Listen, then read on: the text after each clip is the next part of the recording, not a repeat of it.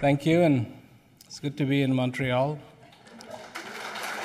Beautiful summer day, and this one is good to be in Montreal.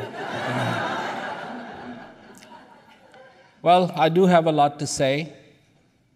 Fortunately, it's all good news.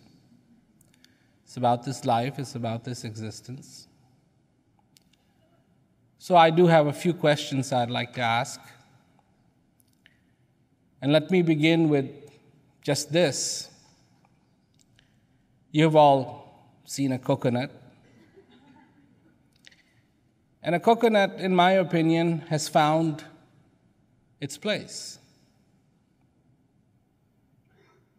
It grows where it can be a coconut. It has adapted through millions of years. Its coconut, its seed, where it packs the water, the husk, the flotation device, and sends off its seed to go find another shore. So in my opinion, the coconut has definitely established itself, and it's found its niche, and it works. It's obvious, it works. It's not interested in skiing.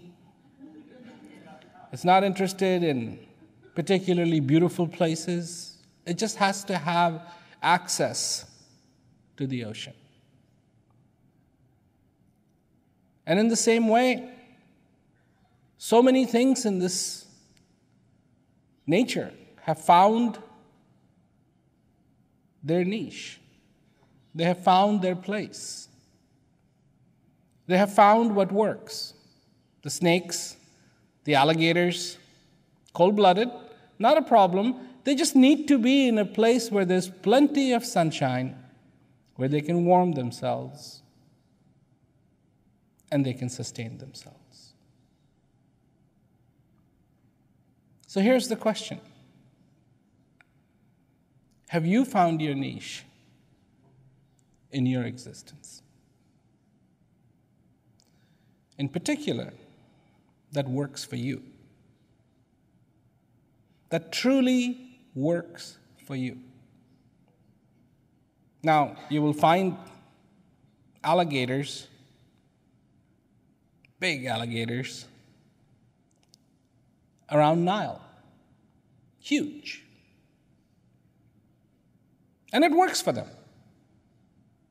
It works. It works. There's plenty of sunshine. There's water. They can do their thing. They have established themselves, and it happens. But as human beings, sometimes we find ourselves in this existence, in this world, mostly bewildered of what is going on. What is this? Who am I? What am I doing here? What is the purpose of my life?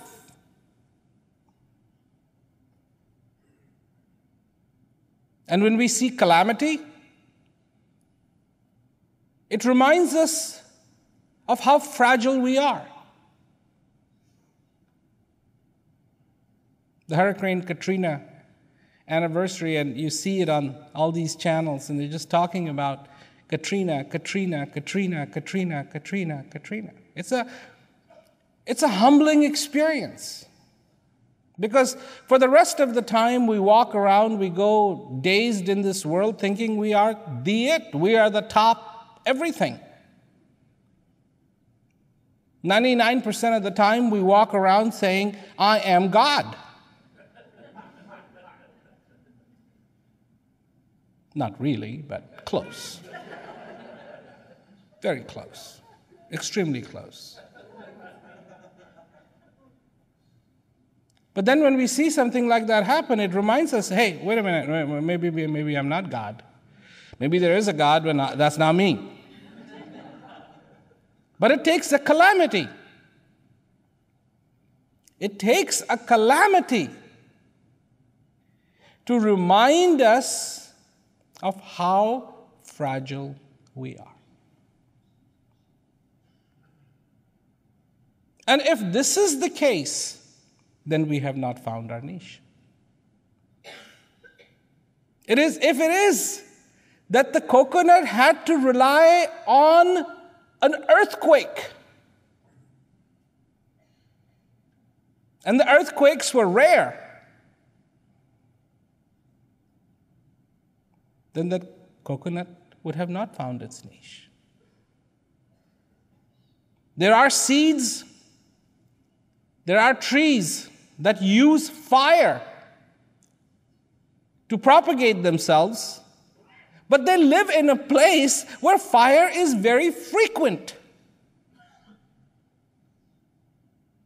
In your life, do you not have the desire for peace?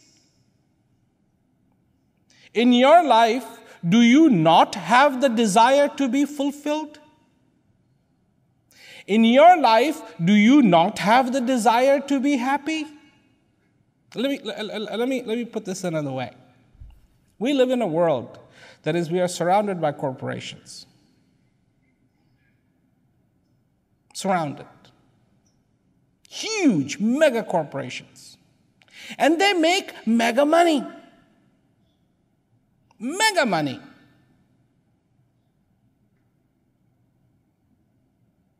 What do you think they rely on to make their mega money? God? No, you. You. And they know that you are capable of dreaming, and you will go to the ends of earth to fulfill your dreams. Because when you fulfill your dreams, you become happy. And they believe you, me, thoroughly exploit this little weakness that you have.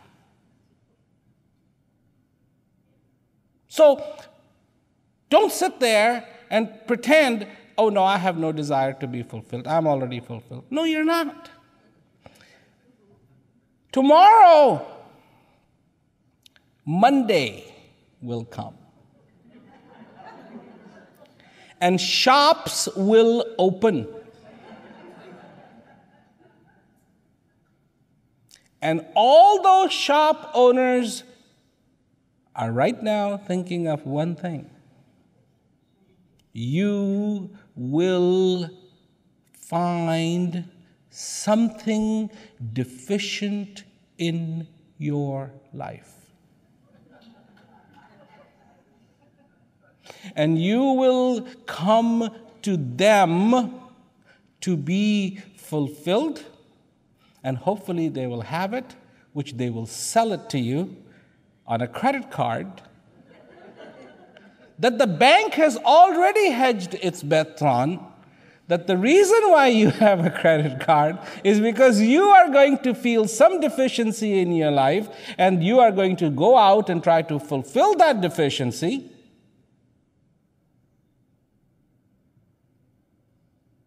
And you will charge money.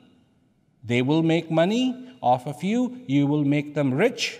And hopefully they will make you happy, which they hope not too much. Because if they made you truly happy permanently, that would be the end of economy. And the end of the corporate megastructure.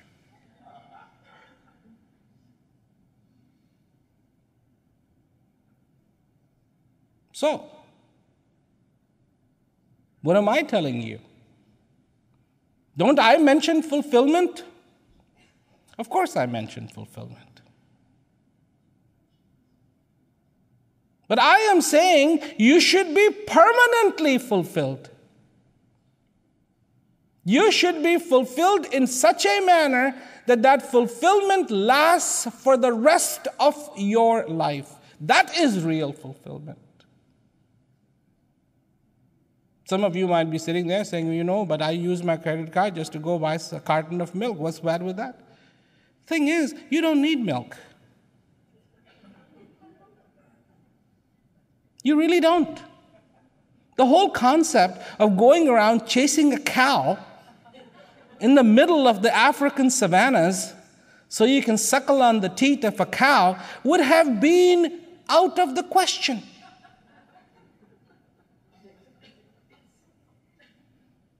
It's this grouped domestication that has led us to farming and led us to this and led us to that. Before that, you did not have time to think about SMS and email. You were either running after the prey or you were running because you were the prey. And it's either or. When people are put in survival situations, what are the two things that they need? They might have their credit card with them, but they're not going to say, I need milk. No, what it boils down to is basic sustenance. That's what you need. Basic sustenance. The second thing you need is shelter. That's just because the way you're made, you need shelter. Elephants don't. They have a very thick hide, and they don't need it, but you do. You don't have that thick hide. And you need sustenance, and you need shelter. Next question. Have you found your sustenance? Not on the outside, on the inside. Next question. Have you found your shelter? Not on the outside, but on the inside. Have you?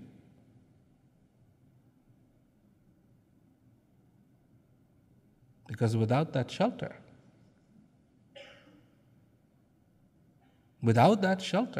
you will be in survival mode. Without that sustenance, you are going to be in that survival mode. And next question. By the way, for so many people in this world, living this life, what does it really feel like? Survival mode. What do people say? Hey, I'm just trying to survive in this world. I agree. Because if you haven't found who you truly are, what you truly are, that shelter inside of you, then you have no hope. It begins with the fundamentals that you are. So, if this was to be a story, the story would go something like this. That there was this most beautiful place. And on this place, this species of human beings were allowed to be. They had good in them, and they had bad in them, and they could choose. They had love in them, and they had hate in them, and they could choose. And that in their lives. And life would consist of a period of time in which time would be given for them to find this fulfillment, to be fulfilled. and that everything that they needed was provided for them. They would need air, and air was provided. They would need water, water was provided. Incredible natural systems, no plumbing required. And the water would evaporate from the ocean, become sweet, taken and deposited as upside-down tanks. Really, truly, upside-down. Those are snow peaks, by the way. Upside-down tanks, where then in the summer, the heat of the sun, where the water would be required, would slowly melt and flow through these beautiful rivers, passing by where people were or could be. That they would have a possibility that the day would be repeated again and again and again and again, so that they could perfect the art of being in peace. Possibility.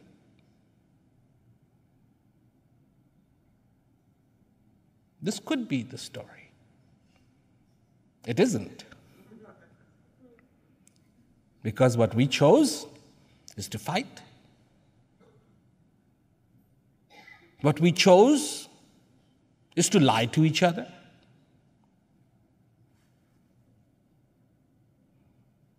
That's what we chose. And we chose to accept the lies as truths. I mean, my goodness, when you look at this world and look at the situation we're in, and I say this, hey, this is my time, This is my time.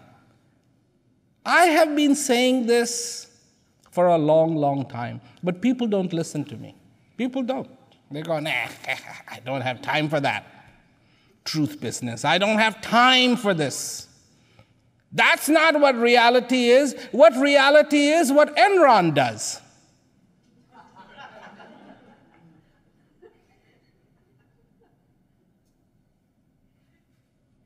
I mean, do you realize? One day, people were saying, you have an X amount of money. Next day, recession, economic crash, and now you don't have it. A thief would have to come to your house, right, to steal. You got robbed, and no thief came anywhere near your house and stole your hard-earned money that you thought was reality. The only difference was what you were being told wasn't true. And what do we call it? We call it a recession. Oh, look at this. Oh, this is terrible. We have economic crisis. I mean, there were people lining up. Take my money. Please, take my money. And so the guy did.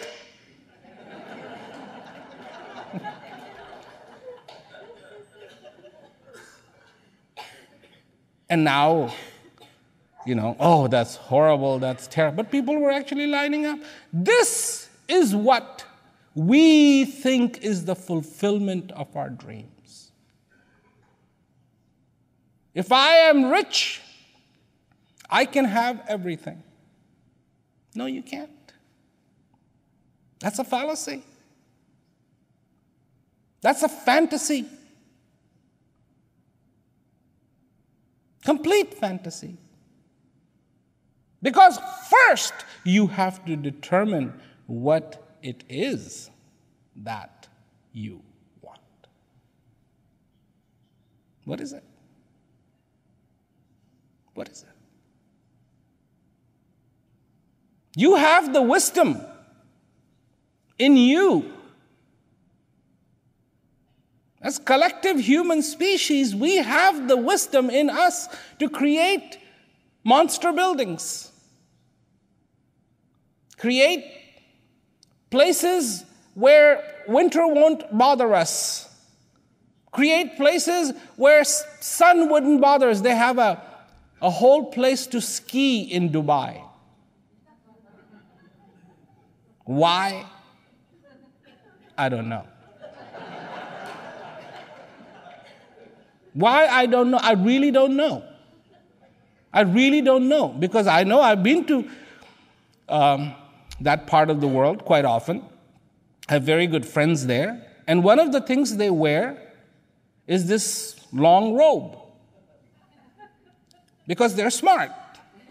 Because it gets hot there. So you need to wear something that's going to keep air circulating. So they wear these beautiful white robes. You can't go skiing in those. I am not an avid skier. I did try skiing once. And I got skiing. And I know you can't ski with those robes. You can't. In India, they have this thing they wear. It's like a kurta. It's called a kurta, and it's got this long sleeves, and it's very loose. And personally, I think that is the reason why the country doesn't advance as fast as it could. I mean, you try to drive a car with a kurta, it's just, you go like this, it's catching every lever you have. Anything, I can't even imagine getting in a helicopter with it. You would throw every switch with that kurta that you didn't want to throw. Because Indians are smart, believe me, they're very smart. But I think it's the kurta that's hanging them back. So, in our existence, in our lives, collectively we can do all these things. Question: has it brought us that one thing that we truly need in our lives or not?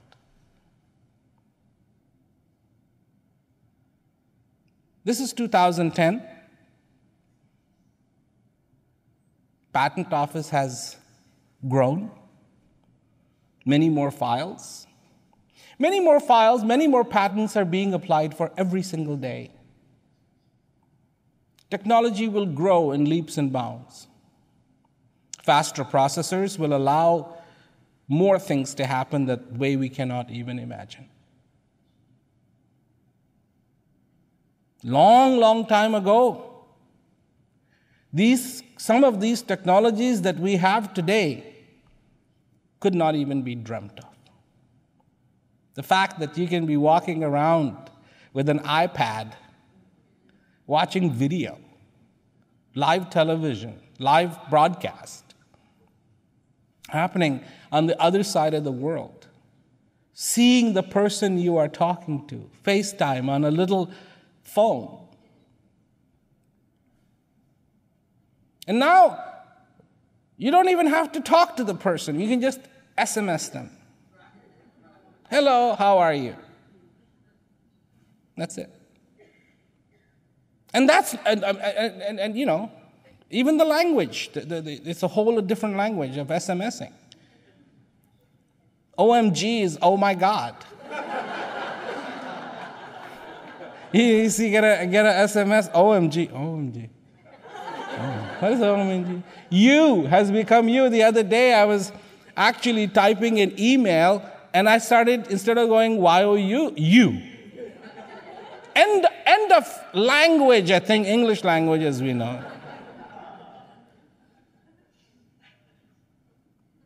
Which in Montreal, you like French, so that's okay. But unfortunately, if you start using that kind of language in French, that would be the end of that too. So what is it? Has that happened that we set out to do a long time ago? Long time ago, it was mentioned that you need peace. I'm talking about the time of Kabir, I'm talking about the time of Buddha, I'm talking about the time of Krishna, I'm talking about the time of Ram. And even before that, the idea of having peace was well established. Peace and prosperity went hand in hand. Human beings needed to be in peace. Human beings liked to live in peace. Peace was a good thing. And yes, everyone should have it. And yes, indeed, people like Kabir, people like Buddha, people like Jesus, people like said, and that what you're looking for is inside of you. If you're looking for the kingdom of heaven, that is inside of you. You're looking for peace, that is inside of you. Inside of you, inside of you, inside of you, inside of you. Sometimes, and this I heard, we know more about the moon than we know about the oceans. How could you miss the ocean? How could we miss the ocean? You know, you're 70% water. I am 70% water. How could we miss the oceans? That's where we started from.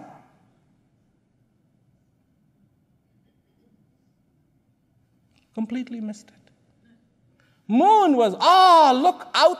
Because moon was out there and ocean was here. That's why we missed it.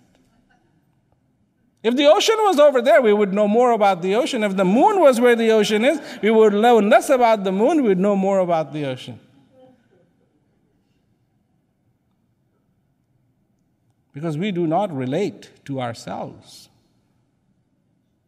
as being the source of joy and peace, especially when we have felt immeasurable pain in our life.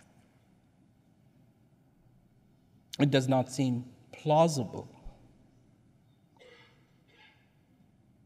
Because when a human being feels pain, suffering, and that has nothing to do with your status.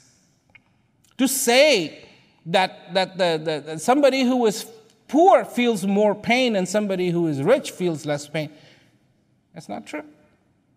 Now, when I went to India and that whole incident with Paris Hilton was going on, and I said, how do you explain to a poor Indian farmer why she's crying? She has more money than he has wrinkles on his finger to count. She's very rich. She's very pretty. She has everything. She's young. She has a brilliant career, inheriting a fortune. And she had to spend a few days in very protected place. Well, that is true. You can't go out, but other people can't come in either. It's very protected, and you see people putting the same kind of bars on their windows in places. So she had to spend a few days, and she was going to be fed 3 square meals a day, breakfast, lunch, and dinner. And she didn't even have to cook that. The similarities of this guy's dream in India was coming true. Wow. Air-conditioned facility? Yes. In suite? Of course. I mean, this poor guy has to get his, the lota, the little thing that they carry the water in, and take a walk every 4 o'clock in the morning so he can do his business and nobody will see him. So there you got everything. So why is she crying? Because pain and suffering does not have rules like we have rules. Can attack anyone, can come to anyone. And when we feel that pain, we feel sorrow in our lives, it is not plausible to us that there could be the divine within. And for those who know that the divine is within, it is not plausible to them how you could be in that sorrow.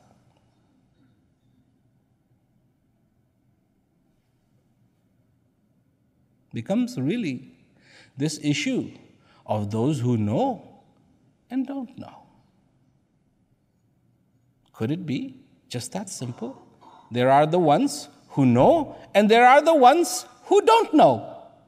And then there are the ones like me who go around trying to convince the ones that don't know to know. Because it is possible in this life to know. You don't have to believe, you can know.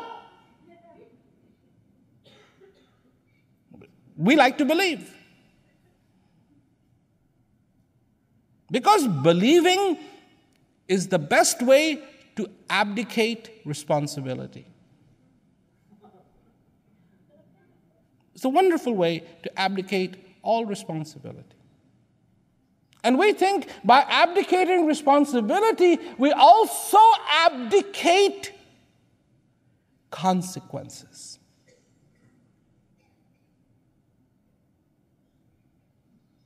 So if you have been the perfect Hindu,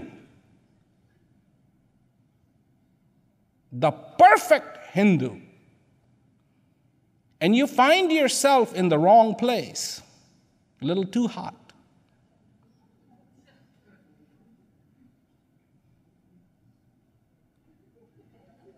who do you call? Who do you say to, oh, wait a minute, I was a perfect Hindu?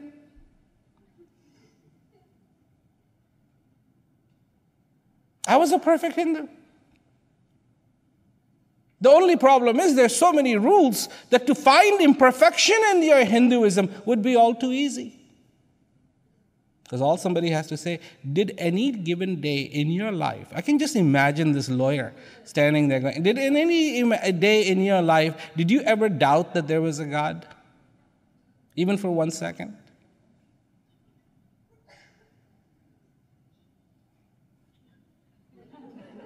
And that's it? For 1 second you doubted there was a God? 1 second you said, God, if you're there, I want to see you. And the lawyer says, that's doubting. You challenged God. If you said, if you are really there, I want to see you. That's it. You're in the wrong place. And for how long? Eternity. That's a long time.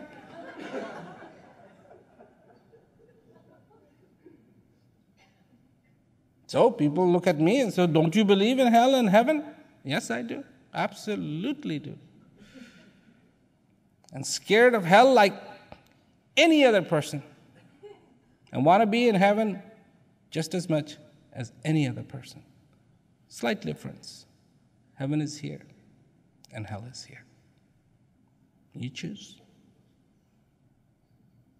You get to choose. You get to choose. And to be in that heaven, the heart is full. There is clarity. There is understanding. There is joy. There's a contentment. And you have peace. A lot of people think if you get peace, you'll become a vegetable. You won't. You won't. Believe me, you won't. You'll be able to act, react, think, laugh, cry. Being in peace does not mean sacrificing your emotions. Being in peace is a place inside in which the heart is full. Listen, even if it's completely dark outside, not one single light for miles and miles and miles and miles and miles around, but if you have a lamp lit in your room, inside your house, you have light. You can see. Not outside, but you can see in that room. That's what I'm talking about. There is a lamp that needs to be lit in this house. And the only way that lamp can be lit is by something else that is also lit. Rubbing two unlit lamps together, going, will not light them. A lit lamp will light the unlit lamp. Find in your life a lit lamp. Take your lamp and light your lamp by that lit lamp, and you can have light in your house. What does light do? Why is light so important? Does light change everything? No. Light doesn't change anything. Light does not change anything. The only thing light does is it illuminates what is there so you can choose. If you want to stub your toe, you can aim a little better. Because when it's dark, it may be keep missing it. But if there is light, you want to stub your toe, you have a choice. And if there is light, and you don't want to stub your toe, you have a choice. That's the difference. You can see. What is the fear? The fear is the fear of unknown. Light makes the unknown known. When there is an unknown, you have to use the system called belief. You know, I travel a lot, and when I do, sometimes I end up in these places and I have no idea where I am. So I get out of my bed, and if I think I am in a certain place, and if I have to use the bathroom, then I start going there. And this happened to me a long, long time ago in Australia. I got out of bed and started walking like I would have in the last place I was. And I was in a high-rise hotel, and the windows were floor to ceiling. And all of a sudden, I came right next to the window, and I stopped. And I hadn't touched the glass yet. I was still a little bit ways away. Because it was dark in the room, I couldn't see my reflection, but I could see the whole city of Melbourne below me. And I said to myself, oh my God, you're dead.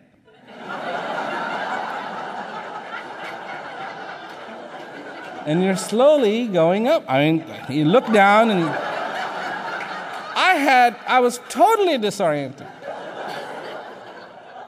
Totally disoriented.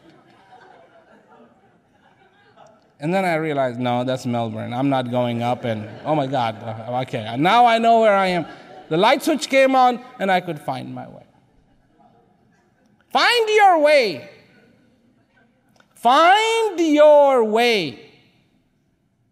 In this life, find your way. Find your niche where you need to be. Find that place where you need to be. And the good news is that place is inside of you.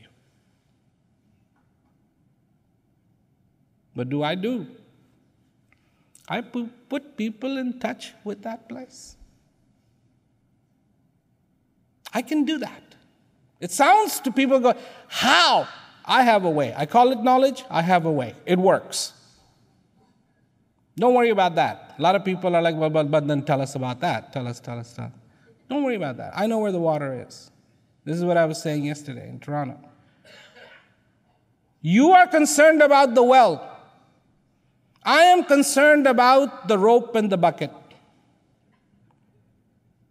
People say, well, where's the well? Tell us where's the well? Where's the well? And I say, well, wait. I think you're going to need a rope and a bucket. Don't talk to me about the rope and bucket. Just tell me where the well is. Well, once you get to the well, what are you going to do? You're going to need a rope and a bucket. So it may sound foolish to you on my part to be talking about a rope and a bucket, but please, listen to what I have to say. You need the rope and the bucket.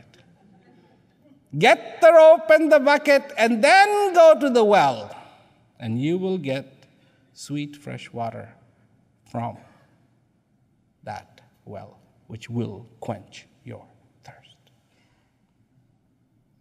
That's it. That's the whole game. That's the whole 9 yards of wisdom. To know.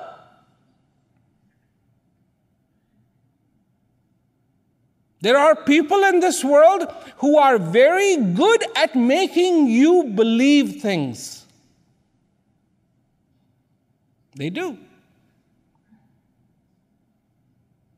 And then there are some who are very good at making you know things.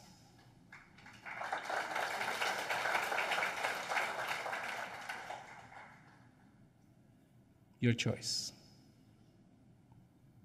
Your choice. You want to believe?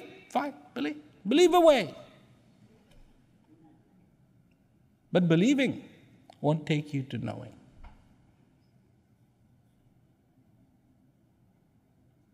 Because believing in your mind, in people who are believers in their mind, is the substitute to knowing.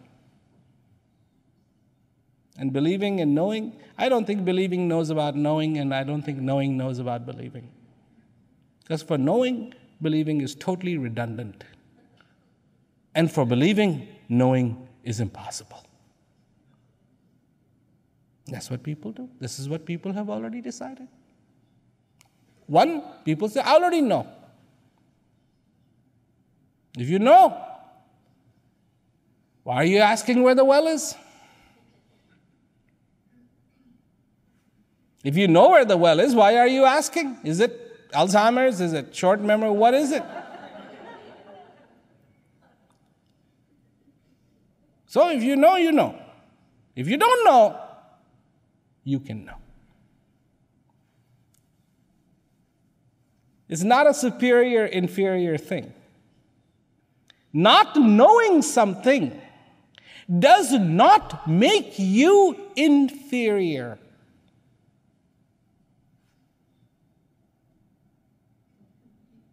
It doesn't. It doesn't.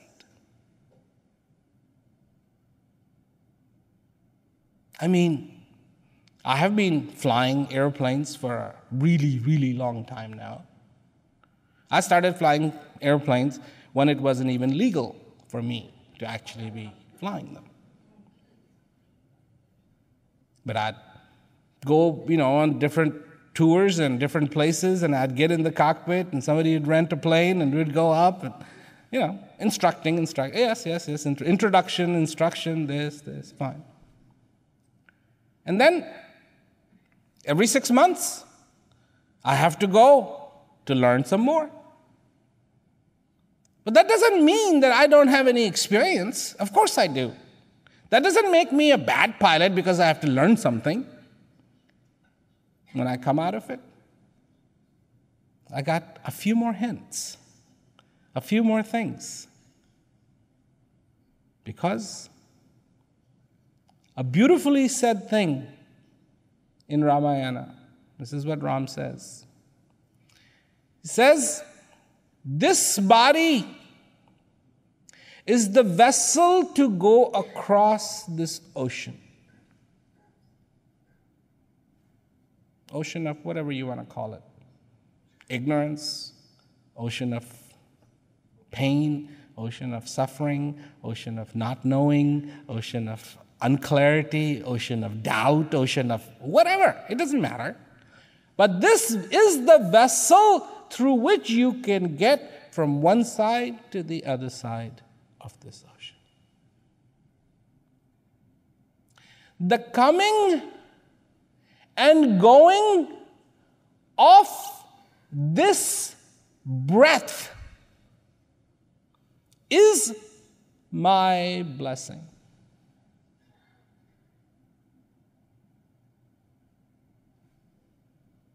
I love it. I absolutely love it because we look for blessings. We pray every day. You know, it would be akin to the world's richest man lining up by the newspaper stand every morning to buy a lottery ticket. Because he doesn't know. He thinks he's still poor. We pray when all the prayers have been answered. We ask for blessings when the most incredible blessing has already been given to us. The coming and going of this breath is my blessing.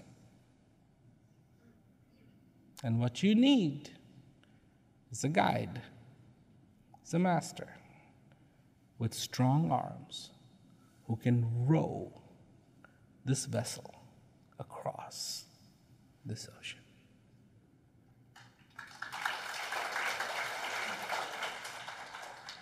The reason why I like that particular thing, because it makes it very simple, not complicated.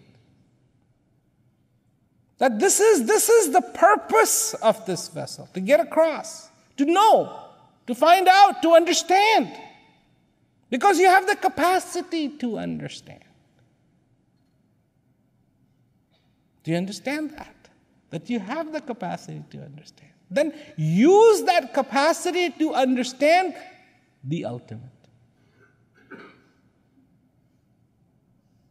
And what is the ultimate? Is the divine within you? Whatever you do in your life, there is a little story that I tell. That whatever you do in your life, the most of, you're going to become good at it. Whether you like it or not. You are. And one time, there was a guy, and he used to go town to town, and he would exhibit how good he was a marksman. When he would take his bow and arrow, and he'd shoot, and he'd hit the mark, and everybody would clap, and he would be very proud of himself. People would give him money, and this is what he would do. He'd just go and exhibit his marksmanship. One day, while he was doing that in the village, there was some guy selling oil in the back of the crowd going, it's just a matter of practice. It's just a matter of practice. He would shoot a bow. He would take his bow and shoot an arrow, and he'd go, that's just a matter of practice. And this guy was infuriated. After he had finished his exhibition, he came over to him and he said, what do you mean it's just a matter of practice? I can shoot that so well.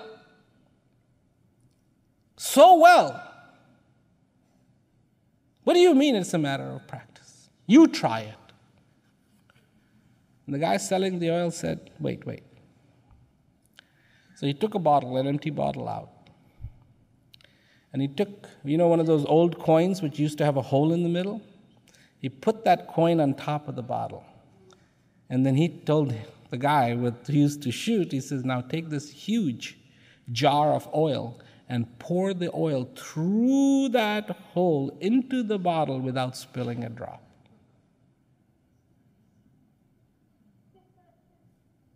And he picked up and he showed him like this.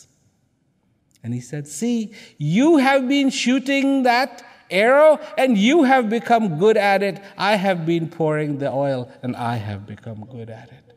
Whatever we do the most, we become good at it. Question.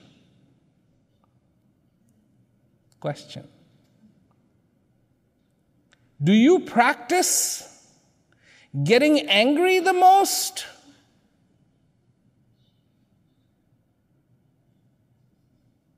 Or feeling love, sympathy, and integrity the most? Because if you practice anger, you're going to get good at being angry.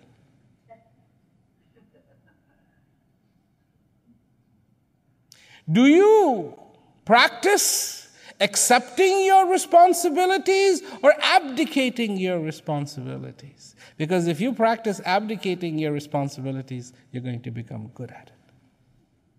That's the problem. Whatever you do, walking around being ignorant, then you will become very good at it.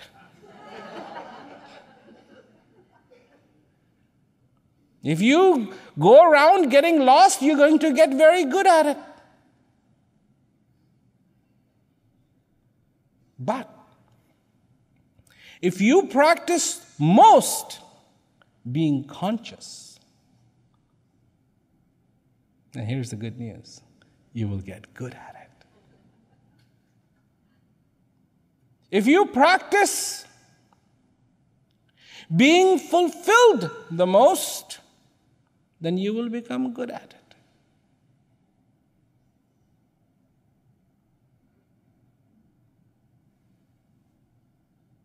That's all.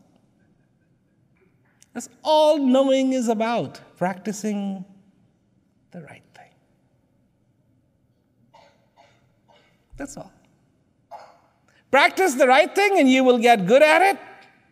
You will be fulfilled. When you are fulfilled, you will have gratification. And when you have gratification, what will be happening next? Guess what? You will have gratitude. That's the only way to have gratitude in your life. Without fulfillment, without gratification, you cannot have gratitude. Practice that the most that is important to you. If you find yourself that you can become angry quickly, that means you are good at practicing anger, because it happens like this.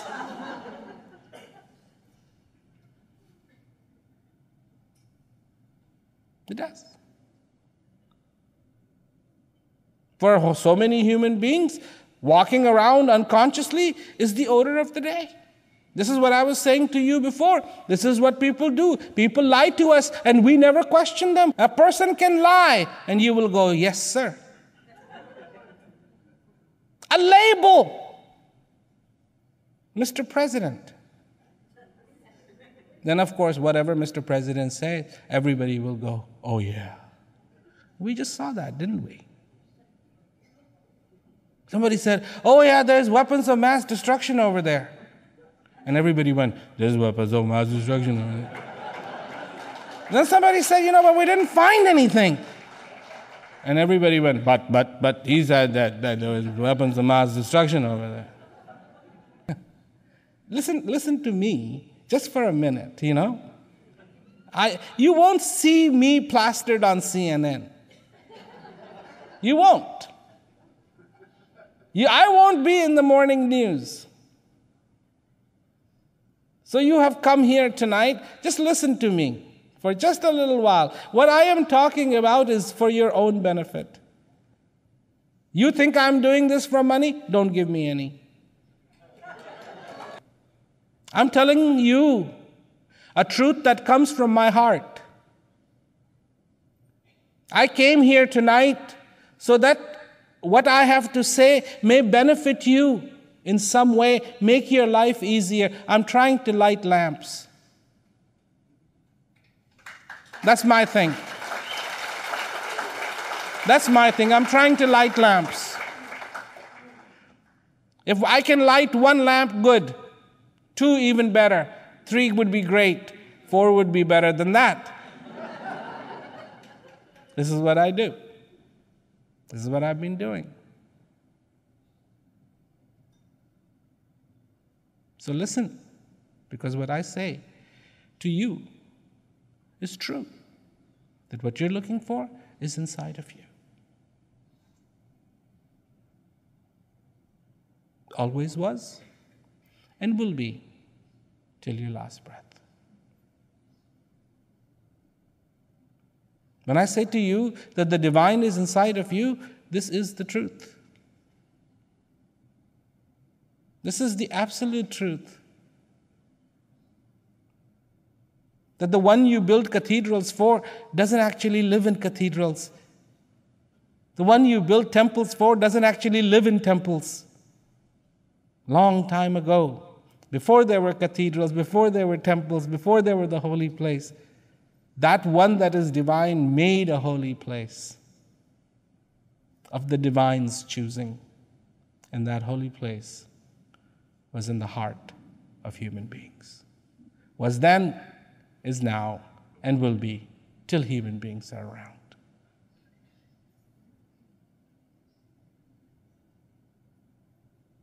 Listen to this. Listen to this. Because this can save your life. This can save your life, knowing that that divine is inside. Even if you decide to do nothing, walk home and just do nothing, know that the divine is inside of you. And be thankful. Be thankful for this life. Be thankful for this existence. Be thankful for this blessing of the breath. Be thankful that you could know. I hope you have tolerance left in you to hear the truth. Because when the truth is actually told, it is the sweetest thing on planet Earth. It is sweeter than any fragrance of a flower. It is sweeter than any singing of a song. It is sweeter than playing of any drums. It is sweeter than the sweetness of nectar itself. And that truth is you are blessed beyond belief. Blessed beyond belief.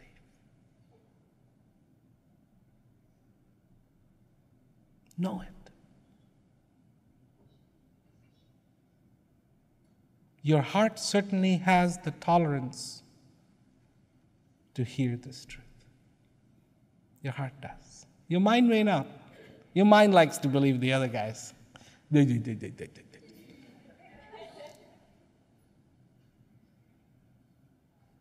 that's what they do. They do all the time.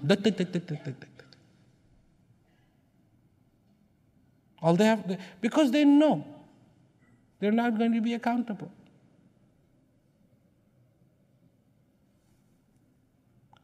I stand behind my words.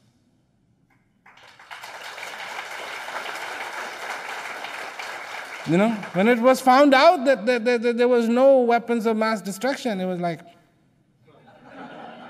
oops. Oops.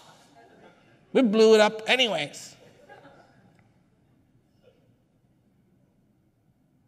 Why?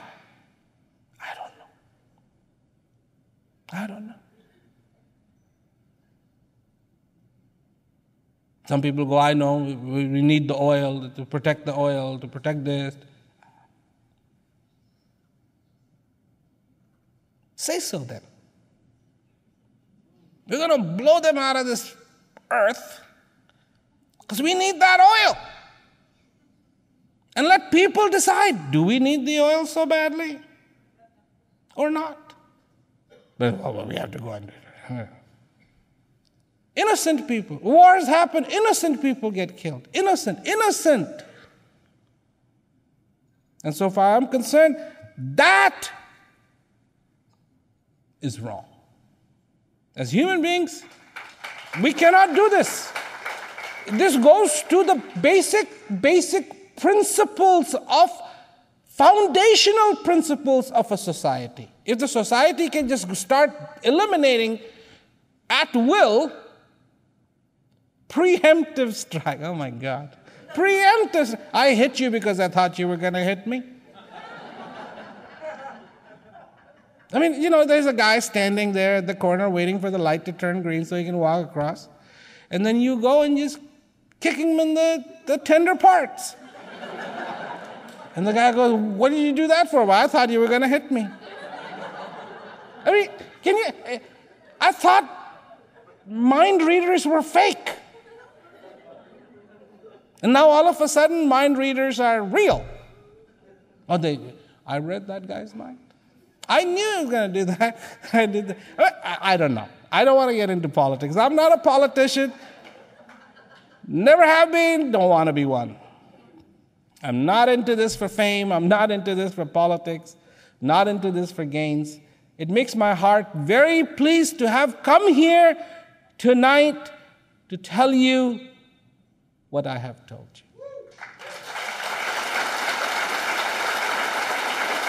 In a few days, unbelievably, in a few days, this will be happening in South America. It'll be happening in Buenos Aires. It'll be happening in Brazil. It'll be happening in Chile. It'll be happening in Peru. After that, maybe happening in Africa. After that, maybe happening in other places, And I know India is coming up. Pacific is coming up. Indian Ocean is coming up. There's a few places in the Indian Ocean. So, this is what I can do. I cannot pull rabbits out of hat. I can't do that. Really don't want to do that and can't do that. And because I don't want to do that, the can't do that is fine with me. But one thing I can do is through the gift of knowledge, I can put you in touch with what is inside of you. This I can do. This I do for hundreds and hundreds and hundreds and hundreds and hundreds of thousands of people.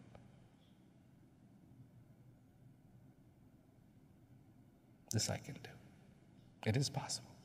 It sounds impossible, but it is possible. And that's my niche. That's my little space. That's what I'm good at. That's what I'm good at. You tell me, explain to me this Shastra or explain to me this scripture.